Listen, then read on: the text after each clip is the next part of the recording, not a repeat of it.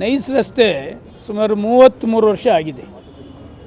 ರಸ್ತೆ ಮಾಡ್ತಕ್ಕಂಥ ಸಂದರ್ಭದಲ್ಲಿ ಕೆಲವು ಬ್ರಿಡ್ಜ್ಗಳು ಭಾಳ ಚಿಕ್ಕದಾಗಿದೆ.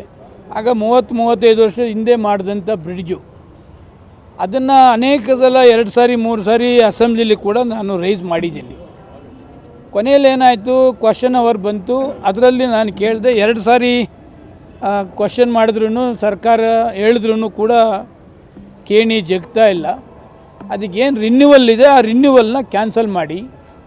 ಜೊತೆಗೆ 33 ವರ್ಷದ ಹಿಂದೆ ಮಾಡಿದಂಥ ನೈಸ್ ಆ ಲ್ಯಾಂಡ್ ಲಾರ್ಡ್ಸ್ಗೆ ನಿವೇಶನ ಏನು ಕೊಡಬೇಕು ಅದನ್ನು ಕೊಟ್ಟಿಲ್ಲ. ಆಮೇಲೆ ನಮ್ಮ ಕ್ಷೇತ್ರದಲ್ಲಿ ಸುಮಾರು 900 ಎಕರೆ ಲೇಔಟ್ ಮಾಡ್ತಿದ್ದಾರೆ.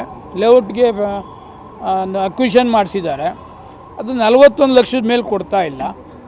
ಆಮೇಲೆ ಸರ್ಕಾರದಿಂದ 10 ರೂಪಾಯಿ ಮಾತ್ರ ಕೊಟ್ಟಿದ್ದೀರಿ. ಇದೆಲ್ಲನೂ ನೀವು ಕ್ಯಾನ್ಸಲ್ ಮಾಡಬೇಕು. ನೈಸವ್ರು ಯಾಕೆ ಲೇಔಟ್ ಮಾಡಬೇಕು, ಟೌನ್ಶಿಪ್ ಯಾಕೆ ಮಾಡಬೇಕು, ಅದು ಅತ್ಯಂತ ಕಡಿಮೆ ಬೆಲೆಯಲ್ಲಿ ಮಾಡಬೇಕು. ಇದನ್ನು ಕ್ಯಾನ್ಸಲ್ ಮಾಡಿ ಅಂತಕ್ಕಂಥದ್ದನ್ನು ಅಸೆಂಬ್ಲಿಲಿ ಪ್ರತಿ ಸಾರು ಕೇಳ್ತೀನಿ. ನಮ್ಮ ರೈತರು ಯಾವಾಗಲೂ ಹೇಳ್ತಾನೆ ಇರ್ತಾರೆ, ನೀವು ಕ್ವಶನ್ ಮಾಡಬೇಕು ಅಂತೇಳಿ. ಈ ಮೊನ್ನೆ ಅಸೆಂಬ್ಲಿಲಿ ಅದು ಸಬ್ಜೆಕ್ಟ್ ಬಂತು, ಮಾತನಾಡಿದೆ. ಮಾರ್ನೆಗೆ ಯಾವುದು ನಾನೇನು BJP ವಿರುದ್ಧ ಮಾತನಾಡಿಲ್ಲ. ರೈತರು ಸಂಸ್ಥೆ, ರೈತರಿಗೆ ಏನು ಅನ್ಯಾಯ ಆಗಿದೆ ಅದನ್ನು ಮಾತ್ರ ಪ್ರಸ್ತಾಪ ಮಾಡಿದ್ದೀನಿ. ಅದನ್ನು ಕಾಮೆಂಟ್ಸ್ ಮಾಡ್ತಾರೆ, ನೈಸ್ದು ಇವ್ರಿಗೇನು ಗೊತ್ತಿದೆ ಮಾಹಿತಿ, ಸುಮ್ಮನೆ ಸುಳ್ಳು ಹೇಳ್ತಾರೆ, ಅದು ಹೇಳ್ತಾರೆ ಅಂತಕ್ಕಂಥ. ಅದಕ್ಕೆ ನಾನು ಕ್ಲಾರಿಫಿಕೇಷನ್ ಮಾಡಿದ್ದೆ. ಈಗ ನಾನು ಪ್ರತಿ ದಿವಸ 3 ಸಾರಿ 4 ಸಾರಿ ಓಡಾಡ್ತೀನಿ. ಸುಮಾರು 10 ಕೋಟಿ ಟೋಲ್ ಕಲೆಕ್ಟ್ ಆಗ್ತದೆ ಅಂತ ಹೇಳ್ತೀನಿ.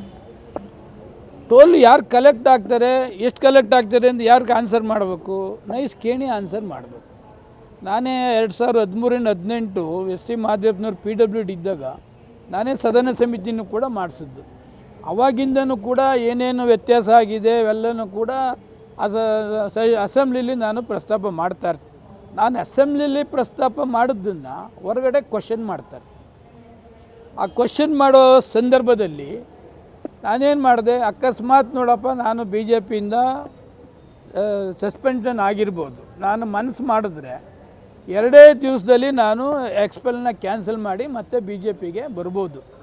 ಆ ಥರ ಯೋಚನೆಯನ್ನು ಕೂಡ ನಾನು ಮಾಡಲಿಲ್ಲ. ನಾನು ರೈತರ ಪರವಾಗಿ ಧ್ವನಿ ಎತ್ತಿದ್ದೇನೆ ಅಂತ ಹೇಳಿದಂಥ ಸಂದರ್ಭದಲ್ಲಿ ಮತ್ತೆ BJPಗೆ ಯಾಕೆ ಬರ್ತೀರಿ, ಮತ್ತೆ ವಾಪಸ್ಸು ಯಡಿಯೂರಪ್ಪನವರ ಬೂಟ್ ನೆಕ್ಕಿಗೆ ಬರ್ತೀರಾ ಅಂತೇಳಿ ಪ್ರೆಸ್ ಮೀಟ್ ಮಾಡ್ತಾರೆ. ಅದಕ್ಕೆ ನಾವೆಲ್ಲ ಕೂಡ ಭಾರತೀಯ ಜನತಾ ಪಕ್ಷಕ್ಕೆ ಸೇರಿದವರು. ಕಾಂಗ್ರೆಸ್ಸಿಂದ ಹೋದೋ, JDSಯಿಂದ ಹೋದೋ, ಯಡಿಯೂರಪ್ಪನವರು ಗೌರವಯುತವಾಗಿ ನಮ್ಮನ್ನೆಲ್ಲ ನಡೆಸ್ಕೊಂಡಿದ್ದಾರೆ. ಅಂದರೆ ನೆಕ್ಸ್ಟ್ ಯಾರಾದರೂ BJPಗೆ ಬರಬೇಕಾದ್ರೆ ಯಡಿಯೂರಪ್ಪ ಅವ್ನ ಮಗನ ಬೂಟ್ ನೆಕ್ಕೊಂಡು ಹೋಗ್ಬೇಕಾ? ನಮಗೇನು ಸ್ವಾಭಿಮಾನ ಇಲ್ವಾ?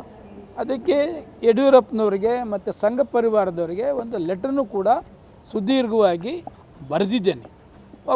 ನಾನು ಕೂಡ 6 ಸಾರಿ ಈ ಕ್ಷೇತ್ರದಲ್ಲಿ ಯಶವಂತಪುರದಲ್ಲಿ ಶಾಸಕನಾಗಿ 4 ಬಾರಿ ಎಲೆಕ್ಟ್ ಆಗಿದ್ದೇನೆ, 2 ಸಾರಿ ಸೋತಿದ್ದೇನೆ, 1 ಸಾರಿ ಸಹಕಾರ ಮಂತ್ರಿನೂ ಕೂಡ ಆಗಿದ್ದೇನೆ. ಇಷ್ಟು ಇರುವಾಗ ಸಮಯದಲ್ಲಿ ಒಬ್ಬ ಗ್ರಾಮ ಪಂಚಾಯತಿ ಸದಸ್ಯ ಗೆಲ್ಲಕ್ಕಾಗೋದಿಲ್ಲ ಇವನು. ಇವತ್ತು ಯಶವಂತಪುರ ಕ್ಷೇತ್ರದಲ್ಲಿ ನೈಸ್ಗೆ ಯಾರೆಲ್ಲ ಡೋಂಗಿ ಮಾಡಿದ್ದಾರೆ ಅಂತಕ್ಕಂಥದ್ದು ಇಡೀ ಯಶವಂತಪುರ ಕ್ಷೇತ್ರಕ್ಕೆ ಗೊತ್ತು. ಇಡೀ BJPಗೆ ಇವನು ಯಾರು ಏನು ಎತ್ತ ಅಂತೆಲ್ಲ ಗೊತ್ತು. ಆದರೆ ನನ್ನ ಸ್ವಾಭಿಮಾನವನ್ನು ಕೆಣಕ್ತಕ್ಕಂಥದ್ದಿದೆಯಲ್ಲ, ನಾನು ಯಾವತ್ತೂ ಸ್ವಾಭಿಮಾನ ಬಿಟ್ಟು ರಾಜಕಾರಣ ಮಾಡಲಿಲ್ಲ. ಕ್ಷೇತ್ರದಲ್ಲಿ ರೈತರು ಪದೇ ಹೇಳ್ತಾ ಇರ್ತಾರೆ, ನೈಸ್ ಅನ್ಯಾಯನ ಸದನದಲ್ಲಿ ಕ್ವಶನ್ ಮಾಡ್ತಕ್ಕಂಥದ್ದಕ್ಕೆ ಮಾಡಿದ್ದೇನೆ. ಈ ದೃಷ್ಟಿಯಲ್ಲಿ ಮುಖ್ಯಮಂತ್ರಿ ನಮ್ಮ ಯಡಿಯೂರಪ್ಪನವ್ರಿಗೆ ಮತ್ತು ಸಂಘ ಪರಿವಾರದವ್ರಿಗೆ ಕೂಡ ಮಾತನಾಡಿದ್ದೇನೆ. ಕೆಲವು ಸಂಘದ ಪ್ರಮುಖರು ಕೂಡ ಮಾತನಾಡಿ ಇಲ್ಲ ಇದು ತಪ್ಪು, ಇದು ಸರಿ ಇಲ್ಲ, ಮಾನಹಾನಿ ಅಂತಕ್ಕಂಥದ್ದನ್ನು ಹೇಳಿದ್ದಾರೆ. ಆ ದೃಷ್ಟಿ ಇಟ್ಕೊಂಡು ಅವರಿಗೆ ಒಂದು ಡೀಟೇಲ್ಸಾಗೆ ಲೆಟ್ರನ್ನ ಬರೆದಿದ್ದೇನೆ. ಸೆಂಟ್ರಲ್ಗೆ ಏನು ಬರೆದಿಲ್ಲ, ಯಡಿಯೂರಪ್ಪನವ್ರಿಗೆ, ಅವ್ರ ಮಗನಿಗೆ, ಸಂಘ ಪರಿವಾರದ ಯಾರು ಇನ್ಚಾರ್ಜ್ ಇರ್ತಾರೆ ಅವ್ರಿಗೆಲ್ಲ ಕೂಡ ಇದು ಹಾಕಿದ್ದೇನೆ. ಇದು ಎಷ್ಟರ ಮಟ್ಟಿಗೆ ಸರಿ? ನಾನು 3 ವರ್ಷ BJPಲಿ ಮಂತ್ರಿಯಾಗಿ ಕೆಲಸ ಮಾಡಿದ್ದೇನೆ. 3 ವರ್ಷದಲ್ಲಿ ಒಂದೇ ಒಂದು ಕಳಂಕ ಅಂತಕ್ಕಂಥದ್ದು ನಂದು ಯಾವುದೂ ಇಲ್ಲ. ಪ್ರಾಮಾಣಿಕವಾಗಿ BJPಗೆ ಬಂದಿದ್ದೇನೆ, BJPಲಿ ಸರ್ವ್ ಮಾಡಿದ್ದೇನೆ. ಇವನ್ ಯಡಿಯೂರಪ್ಪನವರು ನನಗೆ ಸಹಕಾರ ಕ್ಷೇತ್ರನೇ ಕೊಟ್ಟರು, ಮೈಸೂರು ಉಸ್ತುವಾರಿ ಕೊಟ್ಟರು, ಅತ್ಯಂತ ಗೌರವಯುತವಾಗಿ ನಡ್ಕೊಂಡಿದ್ದಾರೆ. ಯಾವತ್ತೂ ಕೂಡ ಅವರು ನನಗೆ ಅಗೌರವ ಮಾಡ್ತಕ್ಕಂಥದ್ದಲ್ಲಿ ವಿಜೇಂದ್ರ ಮಾಡ್ತಕ್ಕಂಥದ್ದು ಯಾವುದೂ ಇಲ್ಲ. ಅವ್ರ ಹೆಸರು ಹೇಳ್ಕೊಂಡು ನನ್ನನ್ನೇ ಈ ಮಟ್ಟಕ್ಕೆ ಮಾತಾಡಿದ್ರೆ ನಾನೇನು ಹಂಗಾರೆ 6 ಸಾರಿ ಗೆದ್ದದ್ದೇನು ಇದೇ ಇಲ್ವಾ? ನನ್ನ ಕ್ಷೇತ್ರ ಆಯಿತು, ನಾನು ಆಯಿತು, ಕೆಲಸ ಮಾಡ್ತಾಯಿದ್ದೀನಿ. ಬೇರೆ ಅದು ಬಿಟ್ಟು ನಾನು ಯಾವುದು ಅನ್ನೆಸೆಸರಿ ರಾಜಕಾರಣ ಮಾಡ್ತಕ್ಕಂಥದ್ದು ಮತ್ತೊಂದು ಯಾವುದು ಕೂಡ ಮಾಡ್ತಾಯಿಲ್ಲ. ಮನಸ್ಸಿಗೆ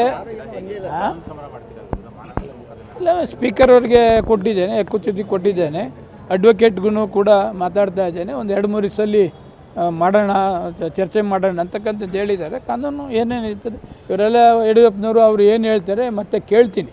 ಅವ್ರನ್ನ ಪರ್ಸನಲ್ಗೂ ಕೂಡ ಭೇಟಿ ಮಾಡಿ ಇದೆಲ್ಲ ಮಾಡ್ತಕ್ಕಂಥದ್ದು ಸರಿ ಇಲ್ಲ ಅಂತಕ್ಕಂಥದ್ದನ್ನು ಹೇಳ್ತಕ್ಕಂಥದ್ದು ಮಾಡ್ತೇನೆ.